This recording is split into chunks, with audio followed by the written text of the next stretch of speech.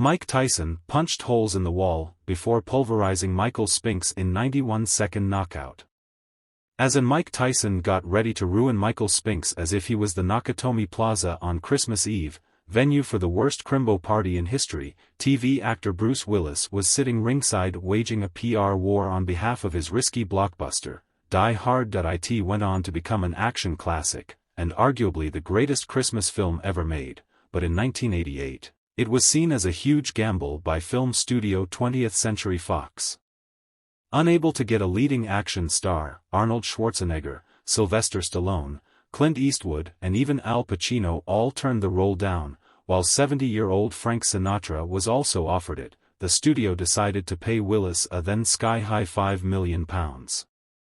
At the time, he was better known as the small-screen star of rom-com series Moonlighting and was a bizarre choice to many. So it's little wonder that a bearded Willis, sitting ringside for Tyson's long-awaited showdown, was rather shamelessly wearing a Die Hard baseball cap and sunglasses as he chatted to Sean Penn and Madonna. If Willis was nervous about his film's release the following month in July, he probably wasn't as intimidated as one Michael Spinks on June 27, 1988.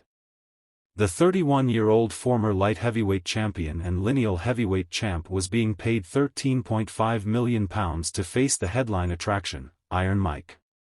When Spinks's manager Butch Lewis decided to play pre-fight mind games on Tyson by insisting that his hands needed to be rewrapped, causing a lengthy delay, it backfired. The move only seemed to agitate his fighter and fire up an already bad-tempered Tyson. Lewis later recalled that he walked into Tyson's dressing room only to see, he's punching holes in the wall. I'm like, to myself, oh no. In his own changing room, observers claimed that Spinks, a world-class boxer who'd never been knocked down or tasted defeat, was in a state of fear.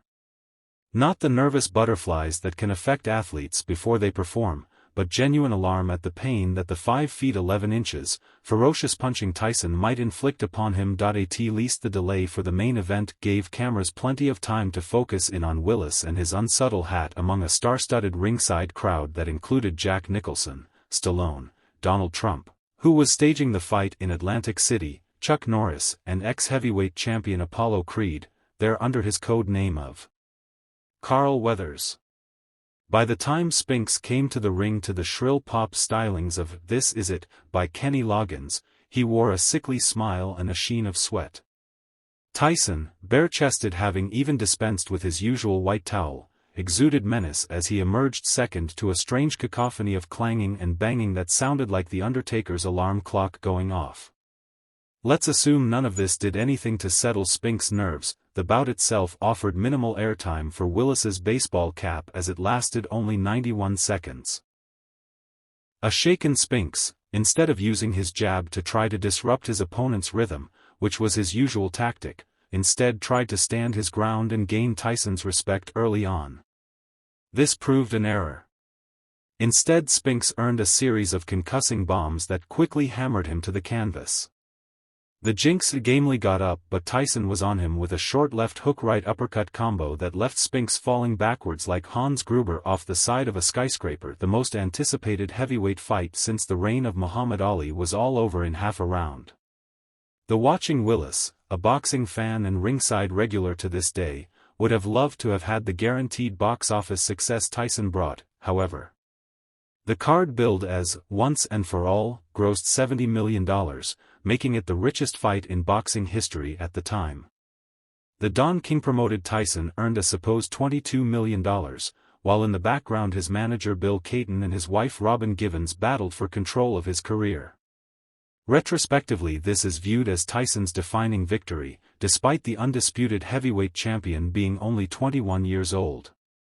Within 2 years he'd lose to James Buster Douglas, fighting on the undercard here, in a seismic upset. After a stint in prison, he had major fights, but wasn't quite the same fighter, boxing for the love of the sport as he had once done. Willis, however, was just getting started. Despite fears he was horribly miscast as an action star, audiences loved his everyman appeal and cocky wisecracks. Die Hard went on to earn $140 million on a $28 million budget, justifying Willis's fee and turning him into a big-screen superstar. Both Tyson and Willis would go on to cash even bigger checks than they did in the summer of 1988, but in terms of their ongoing legacy, both had reached an early career peak.